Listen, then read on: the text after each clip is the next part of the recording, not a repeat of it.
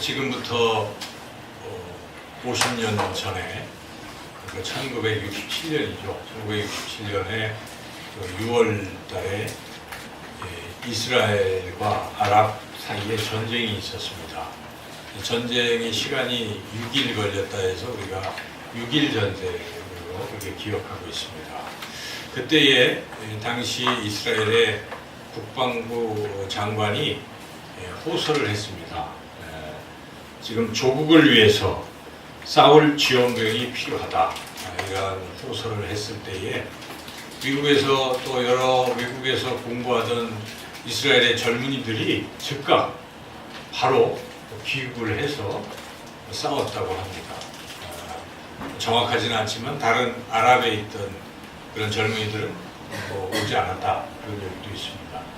이제 그러한 정신, 그런 애국심을 바탕으로 그들이 또한 하나님을 경외하기 때문에 결국 6일 만에 그 지역을 초토화하고 자기들의 영토의 몇 배가 되는 이러한 지역을 얻게 되었죠. 그래서 그 6일 전쟁이라는 것을 우리가 기억하고 있습니다.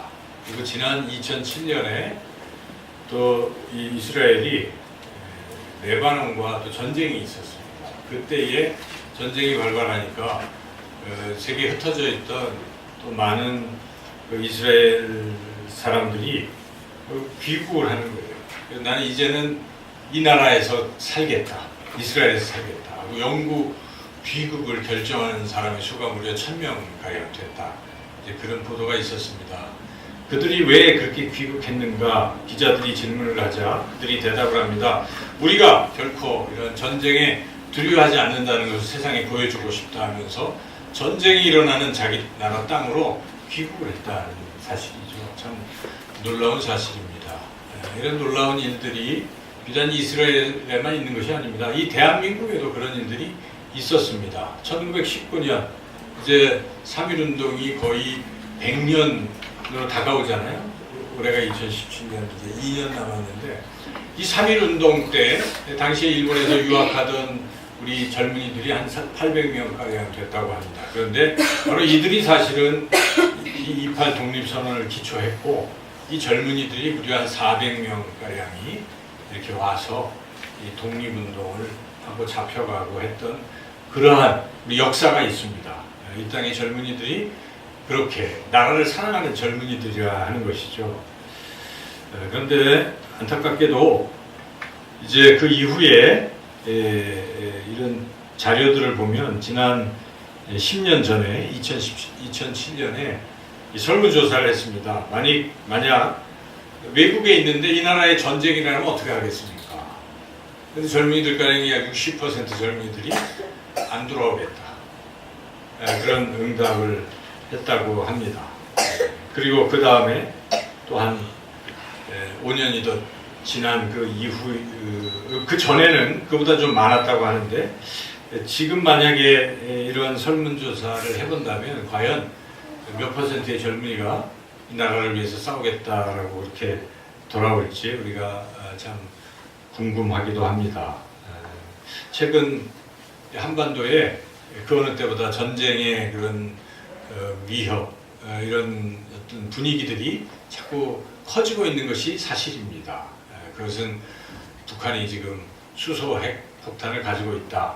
이제 그것을 어느 정도 다 인정을 하고 있는 이런 상황이기 때문에 어떤 일을 벌일지 그것을 무기로 삼아서 미국을 제어하면서 이 한반도 내 국지전쟁을 일으키고 일부 도서를 점령한다든지 이런 일이 발생할 확률이 매우 높은 것이죠. 만약 저항하면 수소폭탄을 터뜨리겠다는 무기를 가지고 위협하는 것이 있기 때문에 그럴 가능성이 매우 높습니다. 그래서 지금 한반도는 그 어느 때보다 전쟁의 심각한 위협 속에 놓여 있습니다. 이런 상황에서 만약 이런 질문이 참 우스운 질문일 수도 있겠지만 만약 여러분들에게 이런 전쟁이 지금 막 발발하고 있는 상황에 해외로 나갈 수 있는 길을 열어주겠다. 누군가 그런 길을 여러분들에게 제시한다면 여러분들은 어떤 대답을 선택을 하겠습니까? 나와 내 가족은 살아야 되기 때문에 그렇게 하겠습니다 하고 그렇게 떠날는지 아니면 이 조국을 위해서 내가 뭔가 하겠다 이런 마음이 있는지 우리가 심각하게 생각해 봐야 되겠습니다. 전쟁이 일어난다면 전쟁 중에 어떤 사람들은 피를 흘리고 조국을 위해서 싸울 것입니다. 그런데 그런 젊은이들이 있는 가운데에서 도망칠 궁리만 하고 있다면 싸우지도 않고 싸워보기도 전에 이 나라의 운명이 어떻게 될 것인지 우리는 쉽게 짐작하게 될 것입니다. 어려워질 때는 그때 영웅이 나오는 것입니다. 사실 난세의 영웅이 나오는 것이죠. 우리나라가 어려울 때 정말 나라를 사랑하는 사람들이 어떤 사람인지를 우리는 알게 되지 않습니까? 그런 것입니다. 어려울 때 더 자신을 희생해서라도 이 공동체를 살리려고 하는 것이 정말 훌륭한 그런 사람들이라 할 수 있겠습니다. 나라뿐만 아니라 한 교회도 저는 마찬가지라는 생각이 듭니다. 교회가 어려워지면요, 두 종류가 나타납니다. 교회를 떠나는 사람들이 있습니다. 그러나 여전히 남들은 어리석게 볼지라도 교회에 이렇게 남아있는 부류의 사람들이 있다 하는 것입니다. 나중에 하나님께서 그런 일들을 다 보시고 평가를 하신다면 하나님은 어떤 사람들을 더 소중하게 여기겠습니까? 끝까지 남아있는 사람을 하나님이 더 귀하게 여길 것입니다. 제가 이렇게 전쟁 얘기를 계속 하고 있는데 사실은 이 물리적인 전쟁이 뿐만 아니라 영적으로는요, 지금도 전쟁이 있는 것이에요. 지금도 영적 싸움이 있다는 것입니다.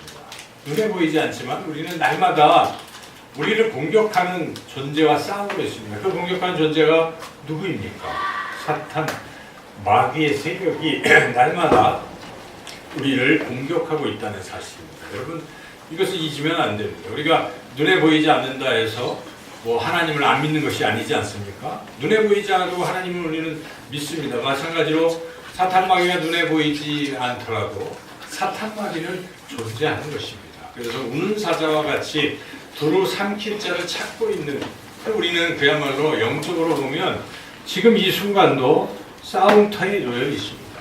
영적 싸움의 그 현장 속에 우리가 있습니다. 그런데 그럼에도 불구하고 이런 영적 싸움이 있는 것도 모르고 또 이 싸움을 피하는 사람들이라면 결국 패배하는 것입니다. 싸움을 피한다고 우리가 어떻게 아무렇지도 않은 것이 아닙니다.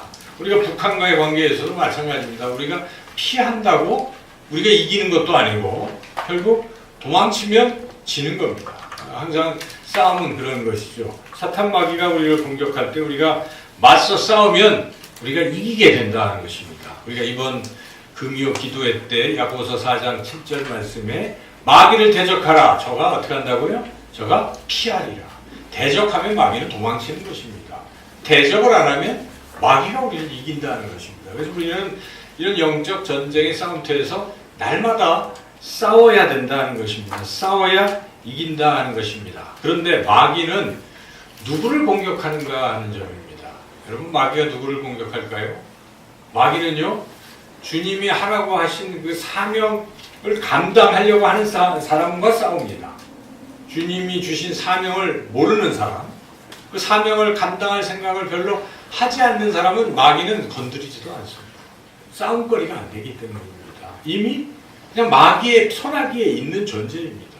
하나님을 위해서, 하나님의 나라를 위해서 싸우는 그런 사람들은 마귀에게는 걸끄러운 존재이기 때문에 그런 사람과는 마귀가 치열하게 다툰다는 것입니다. 그래서 어떤 사람은 나는 싸움이 없어, 나는 평안해. 잘 생각해 봐야 됩니다. 왜 평안합니까? 왜 싸움이 없습니까? 마귀가 싫어하는 일을 안 하고 있기 때문이라는 것입니다. 여러분, 우리가 주님이 주신 사명을 내가 감당해야 되겠다, 이런 마음을 가지고 그 사명을 위해서 열심히 한번 나서 보십시오. 반드시 마귀가 여러분들을 공격하게 될 것입니다. 안 그렇습니까? 전도하려고 하면 반드시 마귀는 싸움을 걸 것입니다. 우리가 기도하려고 할 때 마귀는 방해할 것입니다. 우리가 뭔가 이웃들에게 사랑을 나누고 뭘 하려고 하면, 교회가, 주님의 몸된 교회가 주님의 일을 하려고 하면 마귀는 반드시 방해하고 싸움을 걸어오게 되는 것입니다. 그러므로 우리가 주님의 일을 하려고 하는 사람, 사명을 감당하려고 하는 사람에게 싸움이 생기는 것이고, 싸움으로 인해서 때로는 괴로워질 수도 있고 고난을 받게도 된다는 것입니다. 어떤 사람은 고난이 없는 것이 올바른 신앙생활을 한 결과라고 그렇게 생각하는 사람도 있어요. 평온하면 이게 참 내가 예수님 잘 믿고 신앙생활 잘한다고 생각하지만 천만의 말씀입니다. 그것은 신앙생활을 잘못하고 있는 것입니다. 전혀 마귀에게 어떤 아무런 것도 제공하지 않기 때문에 그러는 것입니다. 그러나 주님을 위해서 치열하게 열정적으로 나가는 사람들은 반드시 거기에 상응하는 고난이 뒤따른다 하는 것입니다. 그래서 결국 우리는 이런 영적 싸움을 하는 그러한 존재라는 것을 우리가 결코 잊어서는 안 됩니다. 영적 싸움을 피하지 않고 당당히 맞서서 싸우며 사명을 감당하는 그러한 존재. 바로 다른 말로 말한다면 우리는 예수님의 군사, 예수님의 병사라 하는 것입니다. 그렇게 살아갈 때 그것이 참된 신앙생활을 하는 모습이라는 것입니다. 여러분 자신의 모습을 한번 보십시오. 나는 하나님을 믿는 데 있어서 어떤 모습인가? 그냥 예수님을 내가 믿음으로 하나님의 자녀가 되었다. 여기까지입니까? 내가 이제는 하나님 나라에서 살게 된 하나님 나라의 백성입니다. 라고까지만 생각합니까? 그것은 신앙의 어떤 시작 단계인 것입니다.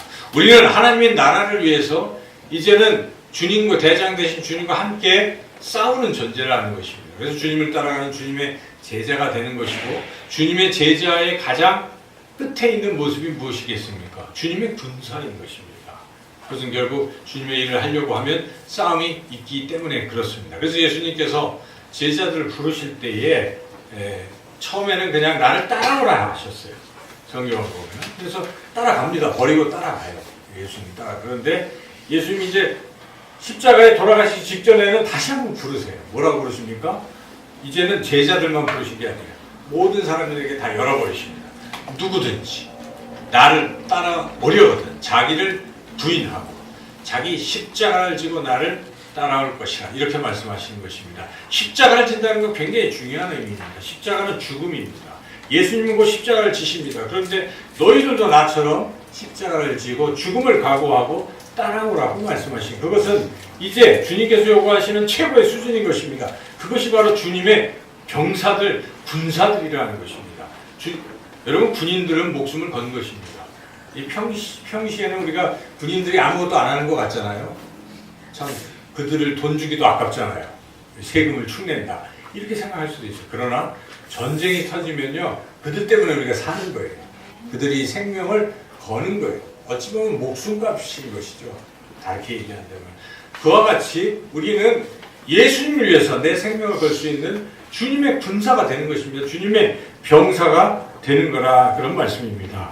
오늘 이 본문에서 사도 바울이 디모데에게 너는 군사가 되라 이렇게 지금 말씀을 하고 있는 것인데 이 상황을 보면 디모데 후서는 성경에서 이 사도 바울이 마지막으로 쓴 서신서입니다.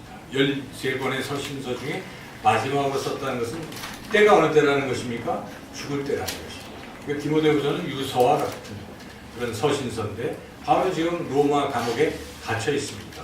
역사적으로 보면 얼마 뒤에 바울은 거기서 순교했습니다. 이제 죽었습니다.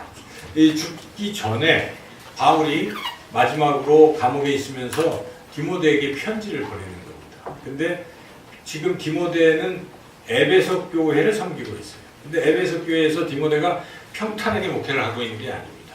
그 교회 내에 이 디모데가 나이가 어리다고 연수함을 업신여기는 사람이 있지 않는가 하면 또는 여러 가지 이단의 그런 것들을 가지고 자꾸만 디모데를 이렇게 괴롭히고 있는 것입니다.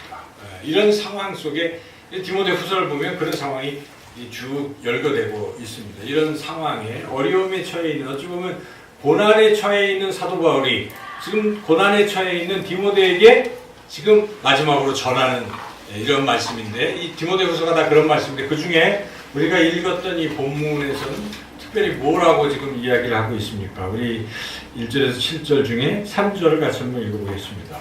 너는 그리스도 예수의 좋은 병사로 나와 함께 고난을 받으라. 네가 고난받고 있는가 아니라 나도 고난받고 있다. 자, 우리 함께 고난을 받자. 이 신분은 무엇입니까? 정체성은 병사. 주님의 군사로 우리가 목숨 걸고 고난을 받자. 지금 이런 얘기입니다. 고난을 받자. 이 말씀은 비단 바울과 디모데에게만 있는 주는 말씀이 아니잖아요. 바로 똑같이 예수님을 믿고 따라가기를 결단하는 우리에게도 동일하게 주시는 말씀인 줄로 믿습니다. 여러분이 2절 3절 읽을 때 내게 주시는 말씀.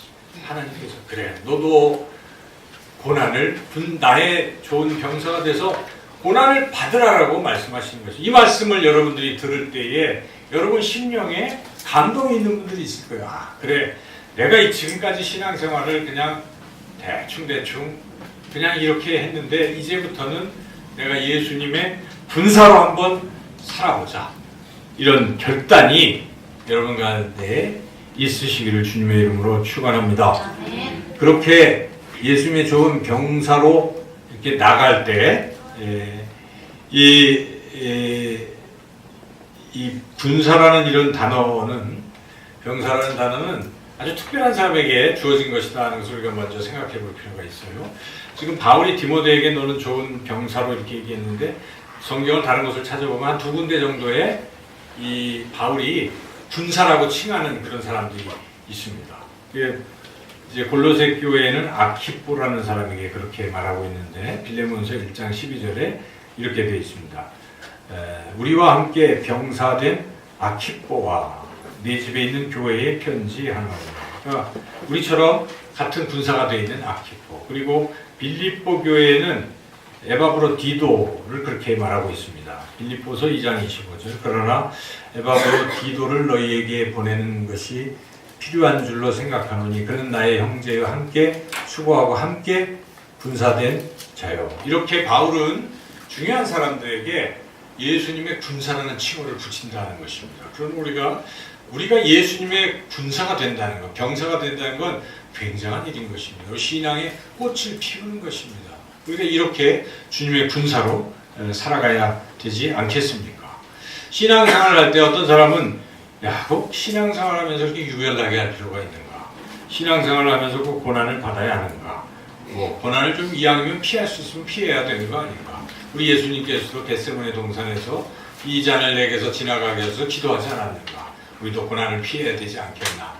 이런 생각을 하는 사람들이 있을 수 있어요. 그러나 주님은 그렇게 기도를 하시면서 다시 계속 그러나 내 뜻대로 마옵시고 아버지의 뜻대로 하옵소서 하고 고난을 받으셨습니다. 십자가의 죽음의 고난을 받으신 것입니다. 그러므로 우리 그리스도인들은 고난을 피하려고 해서는 안 됩니다. 오히려 고난이 오는 것을 또 굉장히 유익하게 여길 필요도 있다는 것입니다. 여러분 고난을 어떻게 생각하십니까? 고난이 내게 온다. 왜 많은 사람들 가운데 하필 나한테 고난이 올까? 나는 운이 없다. 이렇게 생각하는 사람도 가끔 있겠지만 한번 깊이 생각해 보면요. 고난이 오는 게 굉장히 좋은 거예요. 왜냐하면 고난은 곧 내가 예수님을 믿는다는 표시가 되기 때문에 성경에서 이것을 어려운 말로 또 유명한 말로 예수의 흔적이라는 말을 씁니다. 여러분 들어보셨습니까? 예수의 흔적, 스티그마, 예수의 흔적. 굉장히 좋은 말입니다. 바울은 갈라디아 교회 성도들에게 그들 가운데 이단이 있어갖고 자꾸 성도들에게 이 복음이 잘못되게 다른 복음을 전했잖아요. 다른 복음은 없나니 이렇게 시작을 하다가 마지막 맨 갈라디아서 끝에 인사하기 바로 직전 6장 17절 말씀에 내가 함부로 하지 말라 이렇게 얘기하는 부분이 있거든요. 왜 나한테 함부로 하지 말라 하느냐 그 근거로 사도 바울이 이야기를 하는데 이렇게 이야기하고 있습니다. 이후로는 누구든지 나를 괴롭게 하지 말라. 내가 내 몸에 예수의 흔적을 지니고 있노라. 까불지 말라 이런 얘기입니다. 나는 예수의 흔적이 있다는 것입니다. 여러분에게 이 예수님의 흔적이 있습니까? 예수님의 흔적은 뭐냐면 내가 예수님을 위해서 살다가 고난을 받은 것을 말하는 것입니다. 예수님을 위해서 예수님의 복음을 전하기 위해서 하나님 나라를 위해서 하나님 나라를 확장하기 위해서 주님의 몸된 교회를 위해서 뭔가 여러분들이 신앙생활을 하시다가 고난이 왔다. 힘든 게 왔다. 고통이 왔다. 그게 바로 예수의 흔적입니다. 신앙생활을 하는데도 늘 편안하게 내가 잘 되는 것만 생각하는 신앙이라면 예수의 흔적이 생길 틈이 없는 것이죠. 여러분에게 예수의 흔적이 있습니까? 그 옛날이라도 내가 정말 주님을 위해서 살다가 손해를 엄청 봤어요. 남들은 다 주일날 사업을 해서 돈을 많이 버는데 나는 주님께 예배드리겠다고 주일 성수하다가 사실 매상도 축 떨어지고 사업선도 끊기고 그래서 어려움을 겪은 적이 있습니까? 남들은 이 주일만 되면 시험도 치고 뭐 해서 다 뭐 잘 되는데 나는 주일이라고 예배드리겠다고 내가 그거 안 하다가 손해받는 뭐 이런 적이 있습니까? 그게 예수의 흔적입니다. 여러분 인생에 그런 것들이 있다면 굉장히 귀한 것입니다. 왜냐하면 예수의 흔적이 있는 사람들은 예수의 그 도장이 찍혀 있는 사람은 바로 예수의 사람이라는 입증이 되는 것입니다. 하나님 나라 갈 때도 확인이 되잖아요. 예수의 흔적이 있잖아요. 여러분 노예들을 이렇게 할 때 어떻게 합니까? 노예 딱 이제 넌 노예할 때 옛날에는 불도장을 하나 찍잖아요. 거기다 이렇게 확 찍어서 지지잖아요. 그럼 흔적이 남았으니까 어디 가도 노예예요. 근데 하나님께서 우리 예수님께서 너는 나의 사람이야 하고 예수의 흔적을 찍어주면 어떻게 될까요? 그럼 우리는 성령의 인이라고 성령의 도장이라는 표현을 또 바울은 쓰기도 하는데 그런 흔적이 있는 사람들은 하나님 나라 들어갈 때 어떻겠습니까? 확실한 것입니다. 이분은 예수님 근데 하나님도 그렇게 확실히 보지만 무엇보다 저는 중요하게 생각하는 게 우리 자신의 확신이라는 것입니다. 여러분 예수님을 믿습니까? 어떻게 증명할 수 있겠습니까? 믿음으로? 예. 그런데 예수의 흔적이 있는 사람들 그게 확실한 것입니다. 정말 주님을 위해서 고난을 달게 받고 했던 삶이 과거가 있는 사람들은 확실한 것입니다. 그러므로 자기 스스로도 확신을 하게 되는 그래. 나는 예수의 사람이야. 나는 지금 눈을 감아도 하나님 나라 들어갈 수 있어. 이런 확신이 드는 것입니다. 그러므로 이 고난이라는 것은 굉장히 중요한 거예요. 고난은 아무나 받는 것이 아닙니다. 아무나 고난받는 것이 물론 애매히 고난받는 것을 말하는 것은 아니지만 예수님 때문에 고난받는 건 아무나 받는 게 아닙니다. 그런 고난, 그런 의미에서 이 고난을 받는다는 건 굉장히 귀한 것입니다. 예수의 흔적을 지니게 되는 것이기 때문에 여러분 그런 의미에서 이 고난을 정말 소중한 것으로 그렇게 여기시기를 주님의 이름으로 축원합니다. 고난이 좋은 게 또 있어요. 고난으로 끝나는 게 아니라는 것입니다. 성경은 고난으로 끝난다고 말하지 않습니다. 오늘 본문에서도 사도 바울은 이 디모데에게 이 말씀을 하면서 너 고난을 받으라 지금 이렇게 얘기를 했잖아요. 3절에 나와 함께 고난을 받자 예수의 좋은 병사로 받자 하고 그것으로 끝내지 않았습니다. 4절, 5절, 6절 계속해서 말씀하고 있어요. 그게 무슨 뜻이겠습니까? 고난은 고난으로 끝나지 않는다는 것을 비유적으로 세 가지 비유로 말씀하고 있어요. 첫째, 4절을 같이 한번 읽어보겠습니다. 병사로 복무하는 자는 자기 생활에 얽매이는 자가 하나도 없나니 이는 병사로 모집한 자를 기쁘게 하려 합니다. 전반부는 고난을 겪었다는 얘기입니다. 후반부는 그 결과를 얘기하고 있어요. 전반부에 고난을 겪은 것을 말하는 거예요. 여기에 병사로 복무하는 자가 생활에 얽매이지 아니하는 것이 고난을 겪는 것입니다. 여러분 군인들은 당장이라도 전쟁이 나면 여기서 어디로 가야 돼요? 가야 돼요. 가족과 등지고 가족과 함께 관세에서 살다가도 전쟁이 터지면요 혼자 가는 것입니다. 자기 생활에 얽매이지 않습니다. 자기 희생이 필요한 것입니다. 자기 고난이 필요한 것입니다. 만약에 군인이 전쟁이 났는데도 우리 가족과 이래가지고는 안 되잖아요. 옛날에 우리 계백 장군이 어떻습니까? 전쟁을 치르기 위해서 자기 가족을 다 그렇게까지 하고도 나가지 않습니까? 그런 거 아니에요? 그러니까 진짜 좋은 군사는 자기 생활에 얽매이는 게 아니라 그만큼 자기 희생과 자기 고난을 겪는다는 거죠. 그렇게 했을 때 그 사람에게 어떠한 결과가 주어집니까? 그를 모집한 자를 어떻게 합니까? 기쁘게 한다는 것입니다. 우리를 모집한 자, 군사로 모집한 자가 누구시겠습니까? 예수님, 하나님이십니다. 하나님이 기뻐하시는 결과를 얻는 것입니다. 여러분, 이 땅에서 주님을 위해서 고난을 당한 사람들은 나중에 하나님 앞에 갔을 때 어떻게 하나님 평가하시겠습니까? 하나님 정말 잘했다 칭찬하시고 기뻐하시는 것입니다. 그러나 이 땅에 살면서 내게 오는 조그만 고난도 피하고 그저 쉽게 넓은 문으로 들어가며 신앙생활을 하는 사람들이라면 주님이 뭘 기뻐하시겠습니까? 우리는 심각하게 예수님 왜 좁은 문에 들어가기 힘쓰라고 그렇게 말씀하시는 것입니까? 이 땅에서 고난을 겪으라는 것입니다. 저는 그런 차원에서 여러분들이 작은 교회를 섬기는 것은 굉장히 귀한 일이라고 저는 늘 생각해요. 작은 교회 섬기는 게 쉽습니까? 참 어려워요. 내가 일일인 다역을 해야 되기 때문에 왔다가도 다 그냥 가요. 요즘 왔다가 정착하는 사람이 있습니까? 요즘 세태는 정착 안 합니다. 더 좋은 교회, 좋다는 표현은 좀 그렇지만 더 쉬운 교회를 찾아서 가는 게 요즘 신앙인들의 모습이라는 것입니다. 주님이 과연 기뻐하시겠는가를 우리가 심각하게 생각해 봐야 됩니다. 여러분, 그래서 일부러 고난을 일부러라도 자기가 겪는, 옛날에는 그런 멋이 있었어요. 그래서 옛날엔 조그만 개척교회 가서 막 봉사하고 하는 그런 참된 그리스도인들이 많이 있었는데 요즘은 완전히 바뀌어 있는 이런 세태에, 여러분 세태를 따라가면 안 됩니다. 우리는 오직 말씀대로 그냥 가는 것입니다. 그래서 여러분들 이렇게 힘들게 신앙생활하는 것이 오히려 주님께서 기뻐하시는 그런 일이 될 줄로 믿습니다. 또 5절 같이 한번 읽어보겠습니다. 경계하는 자가 법대로 경계하지 아니하면 승리자의 관을 얻지 못할 것이요. 운동 경기할 때 가급적이면 남 눈속임을 해서라도 이렇게 그 경기하는 규칙을 깨뜨려 가서 이기려고 하는 사람들이 있잖아요. 근데 그런 사람들은 나중에 판명이 되면 어떻게 됩니까? 다 탈락, 무효, 금메달 박탈, 도핑 하면 어떻게 돼요? 다 박탈이잖아요. 그런데 2등 했다가 지난번에 보니까 2등도 아니고 몇 등 했다가 위에서 무더기로 올려가지고 금메달을 땄다, 그런 것도 제가 본 적이 있는데, 여러분 법대로 규칙대로 한 사람이 최종적으로 승리하게 된다는 것입니다. 이 땅에서 사람들은 불법과 편법으로 뭔가를 자꾸 얻으려고 해요. 사람들도 모릅니다.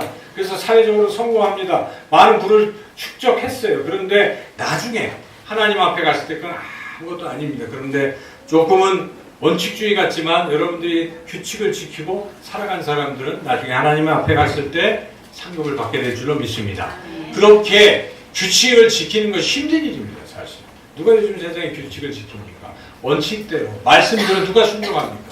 그러나 그게 고난이고 힘든 일이라도 그 길을 걸어가면 결국 승리하게 된다는 말씀. 이것을 지금 사도 바울이 디모데에게 힘들어도 원칙대로 가라, 고난을 겪으면서 가라라고 하는 그런 말씀이죠. 마지막 6절 읽어보겠습니다. 수고하는 농부가 곡식을 먼저 받는 것이 마땅합니다.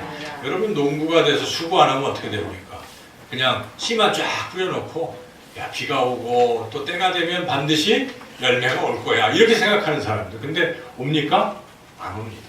여러분, 화분에 나무도 물을 안 주면 어떻게 돼요? 금방 죽는 겁니다. 그만큼 제가 이 길가에 쭉 가서 보니까 이 가게마다 이렇게 막 난이라든지 이런 화분들을 쭉 내놨더라고요. 그래서 이렇게 유심히 보니까 막 다 살아나 있어요. 그러니까 매일 그 앞에 주인들이 그렇게 하고 있는 것이죠. 그런 수고를 해야 나중에 결과로 곡식을 얻게 된다는 것입니다. 그래서 앞에 수고하는 농부가 곡식을 받는 것이 마땅하고 수고하지 않는 농부는 곡식을 못 받는다, 이런 말씀 아니겠습니까? 이 땅에서 신앙생활할 때 정말 주님을 위해서, 하나님 나라에서 고난을 받는 사람들이 거기에 상응하는 그런 상급을 받는 것은 너무도 당연하다, 지금 그런 말씀입니다. 이와 같이 이 고난이라는 것은 결국 그 끝에는 영광이 기다리고 있다는 것입니다. 사도 바울은 이것을 요약해서 로마서 8장 18절에 뭐라고 얘기합니까? 현재의 고난은 장차 우리에게 다가올 영광과 좋게 비교할 수 없다라고 말씀합니다. 여러분, 이 땅에서 고생을 많이 하면 하나님 나라에서 더 큰 영광을 받게 될 줄로 믿습니다. 이것이 진리인 것입니다. 그러므로 바울은 아주 대담하게 지금 디모데에게 야, 고난 받아라, 이렇게 명령같이 하는 것입니다. 목사가 돼서 성도들에게 여러분, 주님을 위해서 목숨을 내보십시오, 고난을 받으십시오, 그렇게 선포할 수 있는 목사가 몇이나 되겠습니까? 여러분, 편안하게 뭐 유별나게 할 필요 없이요, 그냥 되는 대로 여러분이 힘들면 쉬시고 형편에 맞게 하십시오 하는 게 대부분이잖아요. 근데 그렇게 하면 안 된다는 거예요. 오늘 말씀은 여러분, 주님을 위해서 생명을 거십시오, 주님을 위해서 헌신하기를 주님의 이름으로 축원합니다. 그렇게 우리가 말씀을 듣고 전하고 그렇게 해야 된다는 것입니다. 지금 이렇게 바울은 말씀을 전한 후에 다시 한번 간곡하게 마지막으로 또 부탁을 하는데 그게 7절 말씀입니다. 7절을 다시 다 같이 읽어보겠습니다. 내가 말하는 것을 생각해보라. 주께서 보문사에 내게 총명을 주시리라. 내가 말하는 것, 지금 앞에서 2장 1절부터 6절까지 얘기해요. 지금 내가 이렇게 막 열심히 얘기를 했는데 내가 편지를 썼는데 너 이거 그냥 한번 보고 스치지 말라는 것입니다. 뭐라는 얘기입니까? 또 생각해보라는 거예요. 생각해보고 또 이 말씀을 고난을 받으라는 말씀을 여러분 오늘 말씀을 듣습니까? 설교를 들었습니까? 들을 때 졸으면 안 되지만 또 들었다고 해서 이 들은 말씀을 잊어버리면 더더욱 안 됩니다. 한 주간 여러분 살아갈 때 어떻게 되겠어요?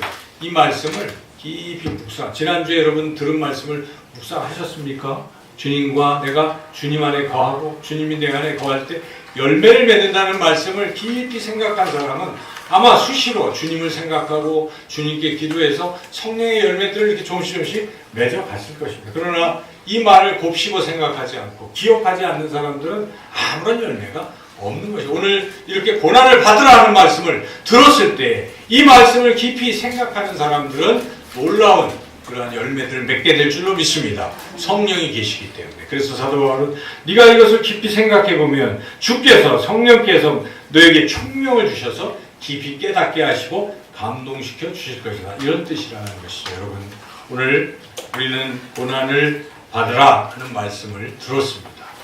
어떤 일에서 우리가 고난을 받아야 될까요? 고난의 대상은 무엇일까요? 여기 분명히 2절에 고난의 대상이 나와 있어요. 2절 같이 읽어보겠습니다.